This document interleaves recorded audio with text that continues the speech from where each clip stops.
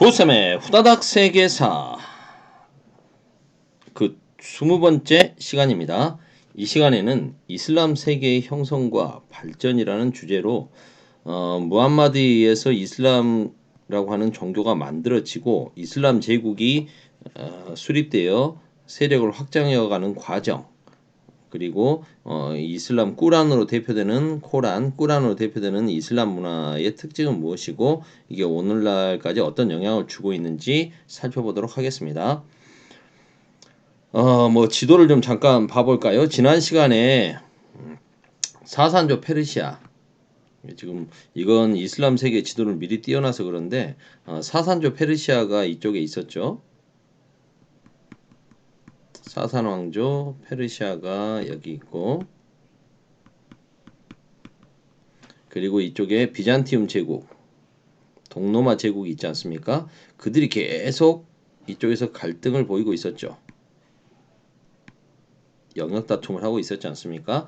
그러다 보니까 동서교역로가 불안해졌던 거죠. 무슨 말인고 하니 기존의 동서교역 루트를 좀 살펴보면 이렇습니다. 유럽 각지에서 온 세력들이 이렇게 해서 이집트 쪽으로도 들어오고, 그 다음에 비잔팀 지역 쪽에서 이 지중해 쪽으로 해서 이렇게 오는 거죠. 오면 얘들이 이제 티그리스 유프라테스 강 유역을 해가지고 가는 거예요. 그래서 이제 비단길로 연결이 되는 거죠. 이게 기존의 동서교역 루트인데 사산조 페르시아하고 비잔티움 제국이 계속 전쟁을 하게 되니까 이곳의 정황이 불안해지는 거죠. 안전하게 교역을 할 수 없어요. 그렇게 돼서 사람들이 이제 새로운 루트로 홍해하고 아라비아해를 이용하죠. 그러니까 이쪽에서 이렇게 와서 지금의 수에즈 운하 쪽 있죠. 이렇게 해가지고 이쪽으로 이동을 하는 겁니다. 이렇게 가는 거죠. 그럼 이제 어떻게 되겠습니까? 이쪽 루트가 아니라 기존의 메소포타미아 지역을 통과하는 교역로가 아니고 아라비아 반도 쪽을 통과하는 새로운 교역로가 발달하게 되는 거죠. 그러면 그 전까지 이쪽 지역 아라비아에 살고 있던 아랍인들은 통일된 나라를 세우지도 못하고 그냥 부족 단위로 흩어져 살고 있었는데 새로운 교역 루트가 뚫리면서 이 지역의 메카나 메디나, 그 다음에 우리 아덴만 여명 작전하는 아덴, 이런 지역이 이제 새롭게 동서교역의 거점 도시로 성장을 하게 되는 거죠. 이때 메카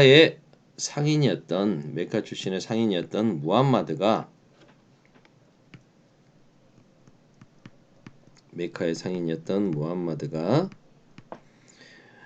알라를 유일신으로 숭배하고 우상 숭배를 배격하며 신 앞에 모두가 평등하다는 것을 강조하는 이슬람교를 창시합니다. 그래서 민중의 지지를 받죠. 하지만 당시 메카를 지배하고 있던 세력들은 자신들의 기득권을 잃게 될까 무함마드를 박해하죠. 그래서 무함마드는 메카에서 메디나로 도망을 가게 됩니다. 이걸 성스러운 도망, 성천이라고 해서 이슬람 사회에서는 이걸 헤지라라고 부르죠. 메디나에서 이슬람 공동체를 중심으로 해서 세력을 다시 키운 무함마드는 이제 메카를 차지합니다. 그리고 아라비아 각지로 세력을 확장시켜가죠. 아까 그 지도를 다시 한번 볼까요? 불필요한 건 좀 지워버리고요. 그래서 메카에서 메디나로 달아났던 무함마드가 다시 메카를 차지하고 그리고 아라비아 지역을 자신의 세력권 하에 두죠. 이게 이제 무함마드 사망 때까지 이슬람 공동체가 차지했던 지역입니다. 이 지역을 차지하고 나서 이제 무함마드가 죽지 않습니까? 무함마드가 죽고 나서 이제 칼리프를 선출하게 됩니다. 칼리프는 예언자 무함마드를 믿고 따르는 자라는 뜻입니다. 그래서 이슬람 아랍 사회에서 정통적으로 족장을 뽑던 방식대로 이슬람 공동체에서 자신들의 대표인 칼리프를 뽑는 거죠. 그게 1대부터 4대 칼리프까지는 이렇게 뽑혔습니다. 이 시대를 정통 칼리프 시대라고 합니다.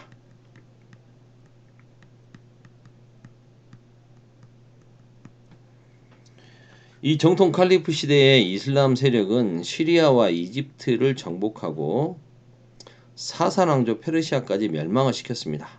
그럼 세력이 이제 더욱더 커지겠네요. 정통 칼리프 시대 지도하고 함께 볼까요? 정통 칼리프 시대에는 이제 시리아를 점령하고 시리아 지역을 점령하고 이집트까지 세력을 키우고 그리고 더 나아가서 사산 왕조 페르시아까지 멸망시켜서 세력을 키우게 됩니다.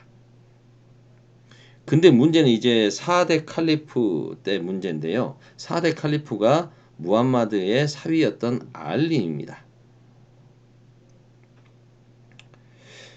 이 4대 칼리프로 뽑히게 된 알리가 무함마드의 사위였는데 이 사람이 암살돼 버리죠.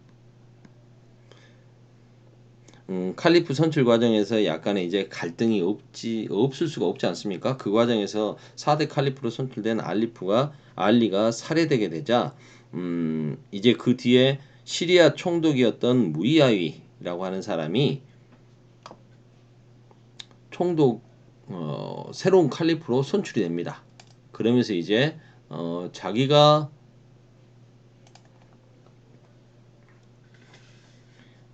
이 무아위야가 자신의 아들에게 왕위를 계승해 줌으로써 왕위가 아니라 칼리프를 계승해 줌으로써 그동안 정통 칼리프처럼 선출해서 뽑는 게 아니라 자기 자식에게 칼리프를 물려줌으로써 세습이 돼버리는 거죠. 그래서 우마이야 가문이 칼리프를 세습하게 된다. 그러면 사실상 왕조가 되는 거죠. 그래서 이때부터를 우마이야 왕조. 선생님은 예전에 옴미야드 왕조라고 배웠었는데 요즘은 우마이야 왕조로 용어를 쓰는군요. 우마이야 왕조가 성립되는 겁니다. 그러면서 이제 이슬람 세력은 두 개의 종파로 갈라지게 되는데요. 수니파와 시아파입니다. 지금도 수니파가 전체 이슬람의 무슬림의 90% 정도 되고 시아파가 한 10% 정도 되는데요. 그 차이는 칼리프를 4대 칼리프였다가 암살됐던 알리의 후손들 말고 일반 다른 사람들도 칼리프가 될 수 있다라는 게 수니파고요. 알리의 집안 이외에는 칼리프를 인정하지 않는 겁니다. 알리와 그 후손만이 정통이고 나머지 다른 사람들은 칼리프가 될 수 없다라고 이야기하는 게 시아파입니다. 우마이야 왕조는 어찌됐든 시리아 총독이었던 무아위야가 권력을 잡음으로써 왕위를 칼리프를 계승한 거기 때문에 이 사람은 이제 알리 후손이 아니지 않습니까? 그러다 보니까 이제 그를 따르는 게 수니파가 되고 우마이야 왕조는 수니파 왕조가 되는 거죠.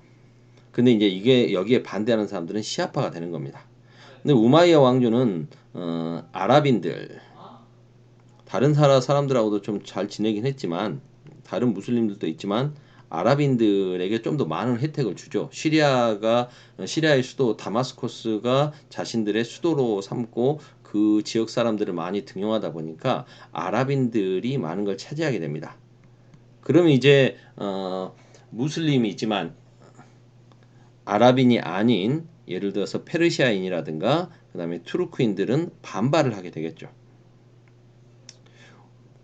이러다가 이제 우마이야 왕조가 좀 약해지자 시아파의 지원을 받아서 이러한 불만을 가지고 이제 이 불만이 계속 오르자 시아파의 도움을 받은 아바스 가문이 우마이야 왕조를 무너뜨리고 권력을 잡습니다. 그래서 이때 만들어진 왕조를 아바스 왕조라고 합니다. 이 아바스 왕조는 비아랍인에 대한 차별을 없앴습니다. 그래서 진정한 이슬람 제국을 이 아바스 왕조로 보는 사람들도 있습니다. 그런 학자들도 있습니다. 이 아바스 왕조가 유명해진 게 바로 이 탈라스 전투 때문인데요. 이건 지도하고 함께 봐야 될 것 같아요. 우마이야 왕조의 정복 활동이 활발해지면서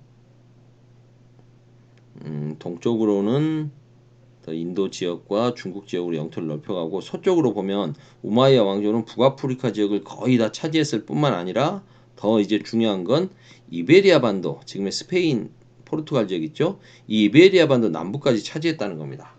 대단하죠? 그래서 우마이야 왕조 때가 이슬람 제국에서 가장 넓은 영토를 차지했던 시기가 아닌가 싶습니다. 대제국을 건설하게 되는 거죠. 그런데 아까 말씀드렸듯이 수도는 다마스쿠스였고 아랍인 우월주의로 이렇게 좀 차별을 하다 보니까 비아랍인들의 반발을 샀다고 그랬죠. 그래서 바그다드를 수도로 하는 아바스 왕조가 들어서면서 이 우마이야 왕조는 무너지게 됩니다. 그런데 우마이야 왕조의 그 왕족 중에 일부가 이 이베리아 반도 아래 남쪽으로 이동해서 나라를 세우죠. 그래서 이쪽에는 파란색 글씨로 써볼까요? 옴미아드 왕조, 우마이야 왕조가 다시 부활했다 해서 후기 예전에 선생님은 자꾸 예전에 배웠던 대로 자꾸 말하게 되네요. 후기 옴미아드 왕조. 요즘 표현들 한다면 우리 교과서 표현대로 할게요. 후 우마이야 왕조가 여기에 들어서는 거죠. 색깔을 좀 달리 해볼까요? 후 우마이야 왕조가 여기 들어섭니다. 그리고 나중에 파티아 왕조라고 해서 파티마 왕조라고 해서 10세기 초에 이 아바스 왕조로부터 좀 아바스 왕조가 좀 약해지는 틈을 타서 시아파들이 이동을 해가지고 북아프리카 지역 이건 또 무슨 색깔을 좀 다른 색깔로 해볼까? 모로코 지역부터 색깔이 좀 다른 색으로 해야겠네. 모로코 지역부터 시작을 해서 튀니지 지금의 이 튀니지에서 나라를 세워버립니다. 파티마 왕조라는 나라를 세우는데 이 파티마 왕조가 나중에 세력을 계속 이 아바스 왕조 쪽으로 세력을 계속 키워서 카이로 일대까지 차지를 하고요. 그 다음에 시리아 일부 지역까지 막 이렇게 차지하게 됩니다. 요게 파티마 왕조.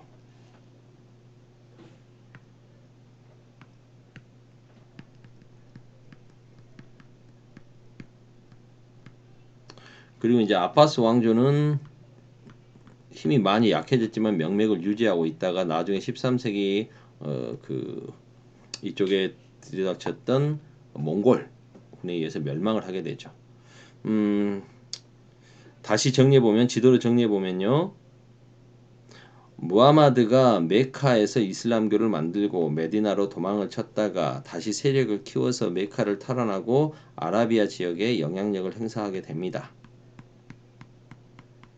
그리고 이제 무하마드 사후에 4대 칼리프까지 정통 칼리프 시대에 세력을 더욱더 키우죠. 그리고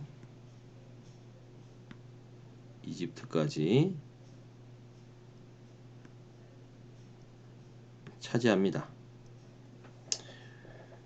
그리고 이제 알리가 죽고 나서 이제 혼란스러워졌다고 그랬죠. 그래서 시리아 총독이었던 무아위야에게 권력이 넘어가게 되면서 이제 우마이야 왕조가 들어섰다. 우마이야 왕조는 정복 활동을 더욱더 활발하게 펼쳤다. 세력을 더욱더 키웠다.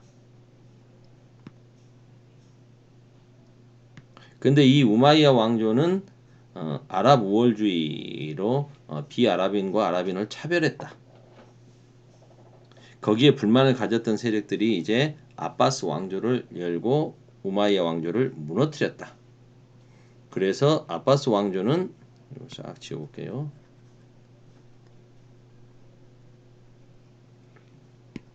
아바스 왕조는 북아프리카 지역까지 넓은 영토를 차지하면서 나름 영역을 확대시켜 갔다. 그거 아닙니까? 이게 지금 아바스 왕조의 최대 영역 표시죠. 근데 이 아바스 왕조는 아랍인과 비아랍인에 대한 차별을 없애서 진정한 이슬람 제국으로 불리는 나라다. 그리고 이 아바스 왕조는 탈라스 전투, 이게 지금 세계문화사에서 굉장히 중요한 부분이죠. 여러분들이 아마 한국사 시간에 배웠을 수도 있어요. 비단길, 동서교역 루트 비단길의 패권을 장악하기 위해서 계속해서 서쪽으로 진격해 오던 당나라와 이 아바스 왕조가 이제 이 탈라스에서 맞붙게 되는 거죠. 근데 이 전투에서 당나라가 패배를 하게 되는데 이때 이 당나라를 이끌었던 장수가 고구려 유민 고선지 장군. 그래서 유명한 전투 아닙니까? 우리에겐 한국사에서 그렇게 나왔을 수 있고 세계 문화사에서는 이 탈라스 전투 때 포로로 잡혔던 당나라 그 병사들에 의해서 종이 만드는 기술이 이슬람에 전파가 되는 거죠. 그래서 이슬람에서는 이 제지술을 본창시켜서 이게 이제 유럽으로 전해지는 거 아닙니까? 그래서 세계 문화사에 큰 기여를 했던 것도 이 아바스 왕조. 근데 이 아바스 왕조가 이제 주변 세력과의 다툼으로 점차 약화되고 뭐 비잔틴 제국이라든가 주변 부족들 간의 분쟁 이런 것들로 점차 약해지는 10세기 초에 북아프리카 지역에 파티마 왕조라고 하는 왕조가 들어서서 아바스 왕조를 계속해서 몰아쳐 가죠. 그래서 파티마 왕조가 최대 전성기일 때는 이렇게 많은 영토를 차지하게 되고 심지어는 그 시칠리 섬과 사르디냐 섬까지 차지하게 됩니다. 요것도 잊지 말아야 되겠죠? 오미야드 왕조, 우마이야 왕조가 무너질 때 일부 그 왕족들이 이베리아 반도 아래쪽에 자신들의 영역에다가 독립해서 우마이야 왕조를 부활시키죠. 그래서 후 우마이야 왕조라고 부르는 게 여기 있었다. 나중에 그 기독교인들에 의해서 재탈환 전쟁에서 이제 뺏길 때까지 재정복 운동으로 뺏길 때까지 지중해 해상 무역권을 장악하고 이 후기 오미야드 왕조도 자꾸 이 명칭이 옛날 버릇 나오네요. 후 우마이야 왕조도 굉장히 많이 번성을 했다. 여기까지 살펴봤습니다. 보자. 시간이 지금 17분이 넘어가네. 이걸 둘로 잘라야 되나? 뭐 어쩔 수 없네요. 둘로 잘라야 될 것 같네요. 아니다. 계속 해봅시다. 좀 가더라도 20분 좀 넘을 것 같아요. 지금 지도를 통해서 다 설명은 드렸습니다만 우마이야 왕족의 일족이 이베리아 반도에 후 우마이야 왕조를 세웠고 여기는 이슬람의 발달된 과학기술이 유럽에 전파되는 데 큰 영향을 끼쳤으며 이쪽은 지중해 무역의 끝에 있기 때문에 지중해 해상 무역권을 장악하고 교역 노트를 장악하고 성장을 했습니다.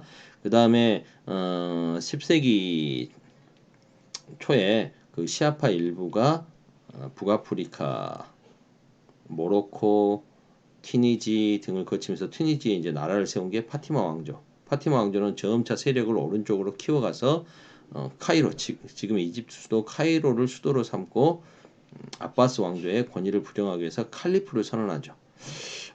칼리프가 이슬람의 지도자가 칼리프인데 아바스 왕조에도 칼리프가 한 명 있고 파티마 왕조에서도 칼리프가 있다고 선언하자 우마이야 왕조에서도 칼리프가 있다가 칼리프를 칭호를 사용합니다. 그럼 칼리프가 총 3명이 돼버리죠. 그래서 3명의 칼리프가 존재하는 시대도 있었다. 이슬람 사회와 경제, 문화에 대해서 이건 좀 빨리 보도록 할게요. 이슬람의 경전 코란이라고 우리가 흔히 부르는 거 있죠. 쿠란. 우리 교과서 표현대로 할게요. 쿠란이 일상생활 모든 걸 지배하고 있습니다. 일부 다처가 허용되고 돼지고기를 금기하는 식습관, 그 다음에 가난에서의 구제활동, 신 앞에서의 평등. 그러니까 자기가 이렇게 가난한 사람들에게 희사, 뭐 우리 기독교에서는 11조라고 그러죠. 뭐 그런 것처럼 일부 자기가 번 돈의 일부를 사람들을 구제 활동에 써야 되는 게 의무로 되어 있습니다. 무슬림의 오행 중에 그런 것들이 있는 거죠. 그 다음에 이들은 상업 활동을 굉장히 긍정적으로 생각합니다. 그래서 자유롭게 상업활동을 보장하죠. 자유로운 상업활동을 보장해서 상인들이 성장하게 되고 도시가 상업도시가 발달하게 되고 그래서 동서교역에도 적극 참여하게 되는 거죠. 이 코란은 아랍어로 써져 있는데 이건 다른 나라 말로 번역을 원칙적으로 금합니다. 그러다 보니까 사람들이 다 아랍어를 알게 되는 거죠. 꾸란을 외워야 되니까. 그리고 이 꾸란을 일상생활에 적용하는 과정에서 이제 법이 발달하게 되겠죠. 그리고 이제 신학 체계를 정리하기 위해서 아리스토텔레스의 저술이 아랍어로 번역되기도 합니다. 그러니까 학문이 굉장히 발달하는 거죠. 그다음에 여러 가지 이야기들, 천일야와 아라비안 나이트 이런 것들이 이제 유행하게 되고 문학으로. 그다음에 그 이슬람 사원 있죠. 모스크 건축 양식이 유행하게 되죠. 여러분들 뭐 보면 모스크 보면 딱 떠오르는 게 뭡니까? 거대한 돔이 있고, 그렇죠? 거대한 돔이 있고, 창살이나 이런 게 그 옆에 이제 창문이나 이런 게 다 어떻게 돼 있어요? 아치, 이렇게 아치형 들어가는 문도 이렇게 뭐 아치형으로 되어 있고, 그 다음에 이런 모스크들 보면 끝에가 다 어떻게 되어 있습니까? 옆에 앞에 뾰족한 첨탑이 막 세워져 있죠. 이렇게 막 세워져 있지 않습니까?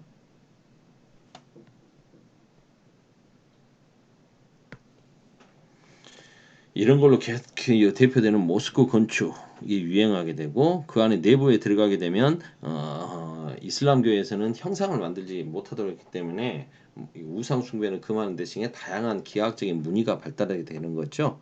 아라베스크 무늬.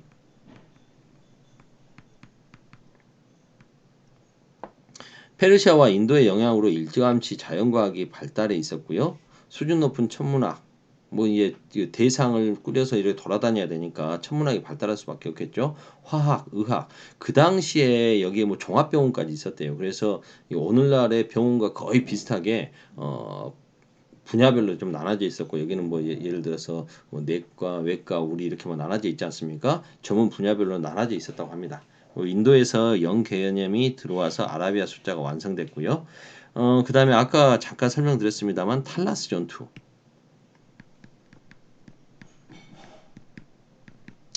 계기로 해서 중국의 제지술이 전파가 됐죠. 그래서 종이를 만들 수 있게 되니까 학문 연구가 더욱더 활성화됐고 이게 이제 유럽에 전파가 되는 거죠. 22분 오늘은 여기까지 해야 되겠네요. 후다닥 세계사 20번째 시간 여기서 마치겠습니다. 후다닥 후다닥.